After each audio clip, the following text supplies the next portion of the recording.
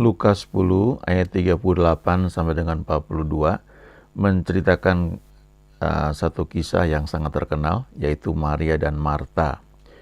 Ada satu kalimat penting yang Yesus katakan kepada Marta ketika Marta itu protes karena nampaknya dia yang sibuk melayani Tuhan, sementara saudaranya Maria malah duduk tenang saja, tidak bantuin dia, tapi duduk mendengarkan perkataan Yesus.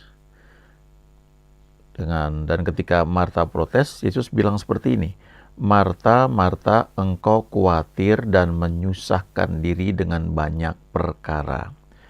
Tetapi hanya satu saja yang perlu, yaitu apa? Ya, Maria telah memilih bagian yang terbaik yang tidak akan diambil daripadanya. Apa itu yang perlu? Yang perlu di sini ya yang dilakukan oleh Maria, karena kalau kita baca di ayat-ayat sebelumnya, sementara Marta sibuk melayani, Maria itu duduk dekat kaki Yesus dan terus mendengarkan perkataannya. Jadi sikap Maria ini yang tidak hanya duduk menemani Yesus, tapi terus memperhatikan perkataan Yesus, itu yang penting ya. Kalau kita baca di Yohanes 10, Yesus berkata, domba-dombaku mendengarkan suaraku. Ya, jadi listening, memperhatikan atau menyimak. Nah, itu yang Maria lakukan ya. Dan sementara Marta itu sibuk melayani. Yang dilakukan itu baik, tetapi kesibukan dia itu membuat dia itu capek ya, kehilangan energi, dan akhirnya ya protes ya, marah. Dalam kehidupan kita, ketika kita menghadapi situasi apapun termasuk pelayanan ya, dan kita merasa letih, capek, lalu emosi kita sudah mulai terganggu, nah itu salah satu tanda bahwa kita ini perlu teduh ya di hadapan Tuhan. Kita perlu mencari Tuhan ya, mencari tuntunannya. Ya, dia ada bersama kita, tapi masalahnya apakah kita menyediakan waktu untuk teduh, membiarkan dia bicara kepada kita dan menuntun kita ya. Karena kalau enggak, apa yang kita lakukan walaupun itu alkitabiah ya, kita lakukan dengan setia, dengan konsisten, bahkan ketekunan, tapi kalau enggak dalam tuntunan Tuhan ya jadi useless ya, jadi sia-sia. Kan dikatakan giatlah selalu dalam pekerjaan Tuhan ya, 1 Korintus 15 ayat 58. Lalu dikatakan, sebab kamu tahu dalam persekutuan dengan Tuhan jeripayahmu tidak sia-sia. Jadi jeripayah, ketekunan dalam pelayanan, dalam apapun yang baik itu harus disertai dengan dalam persekutuan dengan Tuhan. Ya, artinya kita lakukan dalam tuntunan dia, energinya itu dari dia. Nah, Marta ini sudah sibuk ya dengan aktivitas, membuat dia jadi khawatir. Dalam hidup kita juga begitu ya, dalam pelayanan juga begitu.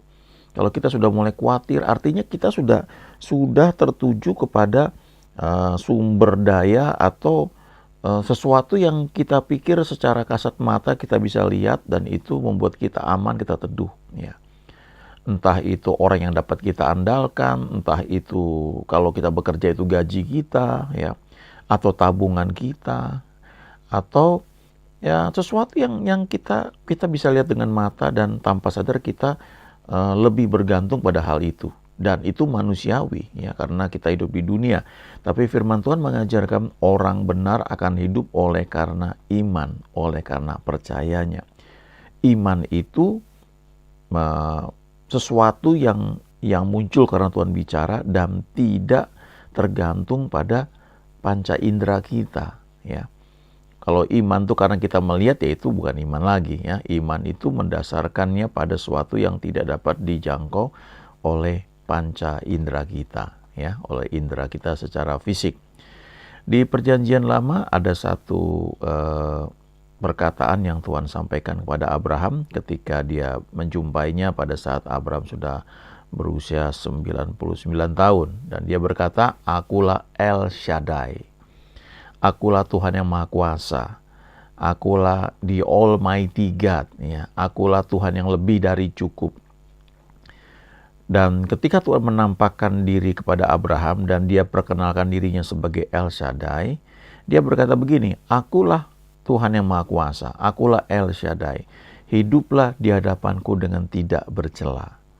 Jadi rupanya sebelumnya ya Tuhan Abraham ini sadar atau nggak sadar dia hidup di hadapan Tuhan itu bercela. Ya, kenapa? Karena dia berusaha untuk menggenapi apa yang Tuhan janjikan dengan cara manusia, ya, yaitu dia kawin dengan Hagar seperti saran dari istrinya, ya. Dan ketika memang akhirnya dia punya anak, diberi nama Ismail. Waktu Ismail lahir, setelah itu nggak ada firman sama sekali dari Tuhan kepada Abraham selama 13 tahun. Dan waktu Tuhan menampakkan diri lagi kepada Abraham, firman pertama yang dia katakan adalah, "Akulah El Shaddai, hiduplah di hadapanku dengan tidak bercela." Jadi dalam kehidupan kita itu sangat mungkin terjadi, ya, kita hidup benar dalam pandangan manusia, dalam pandangan kita lakukan sesuatu yang baik, legal, ya, seperti Abraham itu, ya, dia nggak salah, dia kawin dengan Hagar itu karena istrinya yang kasih saran, istrinya menyetujui. Tapi ternyata itu di hadapan Tuhan itu celah. Waktu Tuhan menampakkan diri kepada Abraham, "Aku adalah El Shaddai." Kata El itu, ya, itu artinya itu dari kata Allah, ya, atau Tuhan yang Maha Kuasa, Almighty God. Sementara Shaddai itu diturunkan dari bahasa Ibrani, Shad, ya, yang artinya itu dada atau buah dada, ya. Shaddai itu artinya berlimpah, ya, lebih dari cukup, semua bisa dicukupi, up to date, ya. Jadi ini menggambarkan buah dada yang berisi susu, ya, memberikan nutrisi, ya, makanan yang dibutuhkan, minuman yang dibutuhkan, ya, bagi seorang bayi yang masih kecil, yang belum punya gigi, ya. Nah, dari mana dia dapat makanan, dapat minuman, dapat energi? Dari air susu ibunya, ya. Ibunya yang menyusui. Dan saya pernah dengar khotbah seorang dokter, dia berkata bahwa komposisi dari air susu ibu itu berubah sesuai dengan usia bayinya. Ya, jadi ketika bayinya baru lahir, komposisinya sekian, lalu ketika bayinya bertumbuh, ya, saya pernah dengar katanya, apalagi orang zaman dulu itu sampai usia 2 tahun masih menyusui, ya. Anaknya itu masih disusui masih menerima ASI, ya. Jadi seingat saya pernah lihat dulu, ya, ada anak yang sudah bisa jalan, kemudian ketika dia mau dia disusui, ya, sama ibunya. Tapi zaman modern itu telah merubah banyak hal. Jadi kadang-kadang cuma berapa bulan, ya, atau 2 bulan, atau mungkin 2 minggu, ya, atau 2 hari, ya, seorang ibu menyusui anaknya, lalu diganti dengan berbagai macam susu yang dibuat dan teknologi lah dari sapi dan sebagainya. Tetapi sebenarnya kalau kembali kepada firman Tuhan, ya, air susu ibu itu lebih dari cukup dan sesuai dengan usia bayi. Nah, apa artinya? Artinya Tuhan itu ketika dia perkenalkan diri dia kepada kita sebagai El Shaddai, dia itu Tuhan yang selalu up to date dalam segala keadaan. Dalam usia apapun, dalam segala situasi, kita menghadapi apapun, Tuhan itu lebih dari cukup. Dan selalu up to date. Dia tidak pernah ketinggalan zaman. Kita nggak bisa bilang, oh zaman dulu seperti itu, sekarang nggak lagi. Tidak, ya, tidak seperti itu. Dia itu Tuhan yang tidak berubah dahulu, sekarang, dan selama-lamanya, dan selalu bisa. Lebih dari cukup buat kita, ya, buat kita yang percaya kepada Dia. Tentunya kita perlu hidup bergaul dengan Tuhan. Di Alkitab itu ada contoh, misalnya Nuh. Nuh itu di Kejadian 6 ayat 9 dikatakan, inilah riwayat Nuh. Nuh adalah seorang yang benar dan tidak bercela di antara orang-orang sezamannya. Dan Nuh itu hidup bergaul dengan Allah. Lalu dikatakan Nuh memperanakan 3 orang anak laki-laki ya, Sem, Ham, dan Yafet. Kisah Nuh ini sebenarnya mirip dengan kisah Henokh. Henokh juga ya, orang yang hidup bergaul dengan Allah ya, dengan Tuhan selama 300 tahun. Cuma bedanya kalau Henokh itu dalam 300 tahun dia bergaul dengan Tuhan, dia memperanakan anak laki-laki dan anak-anak perempuan, tidak disebutkan berapa jumlahnya, tapi selama 300 tahun itu dia tetap bisa bergaul dengan Tuhan, dan dia juga hidup normal, dia bergaul intim dengan istrinya sehingga dia punya anak laki-laki, anak-anak perempuan. Ya, dan dia bergaul dengan Tuhan begitu rupa sampai akhirnya pada titik tertentu diputuskan oleh Tuhan bahwa dia nggak perlu mengalami kematian, ya, dan dia diangkat hidup-hidup. Sementara Nuh tidak seperti itu. Nuh ini hidup bergaul dengan Tuhan dan Tuhan bicara detail, ya, lebih detail yang dicatat di Alkitab ya. Kalau yang Henokh itu kan kita nggak baca, nggak banyak catatannya. Tapi kalau Nuh, Tuhan bicara detail. Ketika Tuhan perintahkan membangun bahtera, ukurannya seperti apa, kemudian bahannya seperti apa, dan dia lakukan dengan setia. Tapi kalau kita baca di Perjanjian Baru dikatakan Nuh ini adalah penginjil ya, pengkhotbah, pemberita kebenaran. Jadi dia tuh selama dia membangun bahtera yang Tuhan perintahkan, dia khotbah keliling dan dia bawa kakeknya yang namanya Metusala. Dan dia bilang, ini lihat nanti kalau kakek gua meninggal ya, air bah itu akan datang. Ayo bertobat ya. Jadi sementara dia keliling kemana-mana, dia pelayanan, mungkin pelayanannya banyak sekali ya, padat sekali. Tapi pada akhirnya yang masuk bahtera cuma 8 orang, termasuk dia. Cuma Nuh dengan istrinya, 3 orang anaknya, dan 3 orang mantunya. Sebenarnya lebih mendingan ya daripada Lot ya. Karena Lot kan cuma bawa istri sama 2 anak perempuan, 2 mantunya, 2 calon mantunya nggak percaya sama dia. Ya, juga 4 orang calon besannya juga nggak percaya sama dia. Nah, akhirnya cuma 4 orang yang keluar dari Sodom. Bahkan istrinya menengok ke belakang dan jadi tiang garam. Jadi akhirnya cuma bertiga. Nah, Nuh lumayan 8 orang ini. Ya, mantunya masih ikut dia walaupun besannya nggak ikut dia. Coba bayangkan dia khotbah entah berapa lama. Ada yang bilang 100 tahun mungkin waktu dia bangun bahteranya. Ya, tapi kemudian yang bertobat cuma 8 orang. Nah, setelah itu mereka naik bahtera dan hujan ya 40 hari 40 malam kalau kita baca itu, kemudian air itu berkuasa di atas muka bumi ya berbulan-bulan, 150 hari ya lamanya kalau nggak salah itu. Nah, kemudian akhirnya setelah mendarat kembali ya, Nuh itu menjadi orang pertama dengan keluarganya yang hidup di bumi ya, setelah semua yang lain musnah. Ya, kemudian dia mulai menjadi petani dan dia buat kebun anggur dan dia mabuk anggur, dia telanjang, lalu akhirnya dia mengutuk salah seorang anaknya. Nah, akhir hidupnya nggak diceritakan, cuma disebut dia akhirnya mati. Ya, beda dengan Henokh ya. Henokh itu diangkat hidup-hidup. Jadi 2 orang ini sama-sama bergaul dengan Tuhan, diawali dengan begitu intim dengan Tuhan, dan Tuhan bicara, Tuhan memerintahkan banyak hal dan dia lakukan, mereka lakukan.